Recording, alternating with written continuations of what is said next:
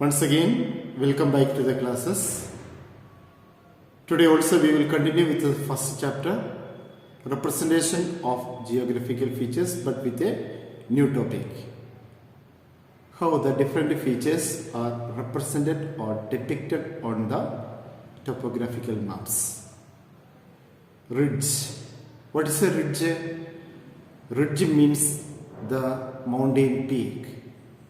A chain of mountain consisting of a number of peaks, and the peaks of a mountain is called ridge. The ridges are shown with the contours which are very close to each other. A ridge or a mountain ridge is a geological feature consisting of a chain of mountains which form a continuous elevated crest for some distance. Now let us study about the watershed. Watershed ridge represents a hilly ridge rising more than 100 meters. On the west, the hill rises about 60 meters in distance. It is shown between points A and B. But on the east of the ridge, the land rises 60 meters in the longer distance, that is between D and E. The western side of the ridge is steeper than the eastern side because in the western side the contours are very close or dense.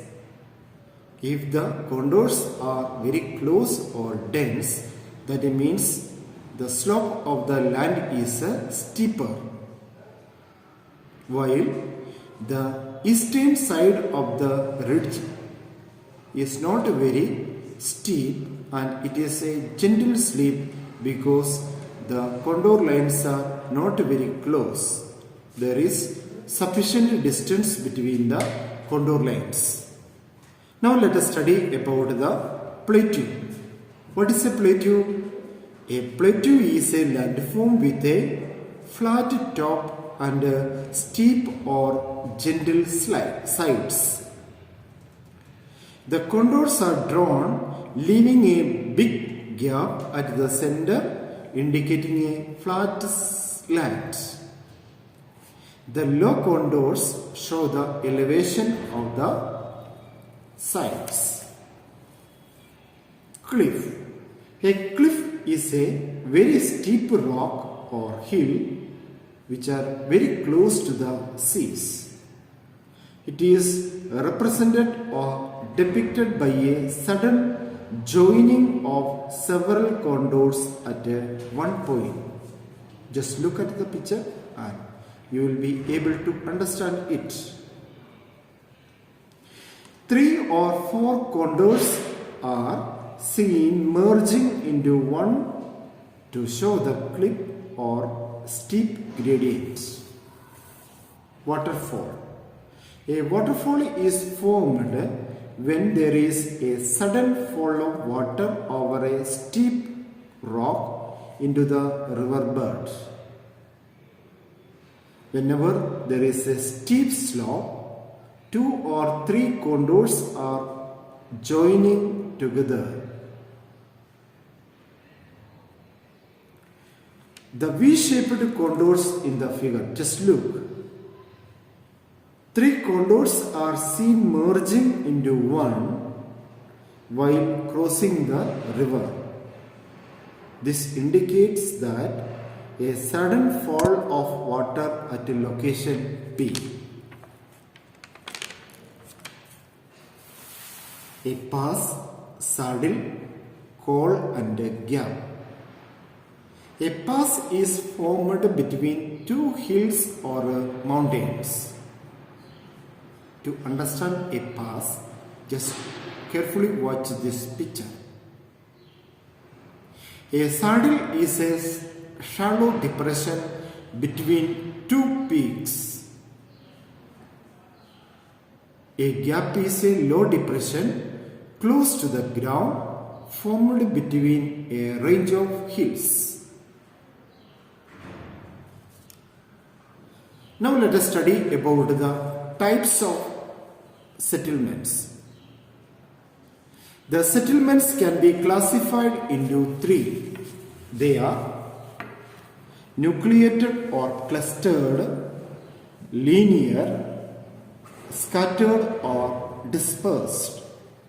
Let us study in detail about these settlements. Nucleated or clustered. Nucleated or clustered settlements are shown in red color on a topographical map. Here one can see permanent huts, permanent houses in groups with a post office, hospital, school, temple and a mosque. Such settlements can be found close to a railway station, a confluence. What is a confluence? The place where two rivers joining.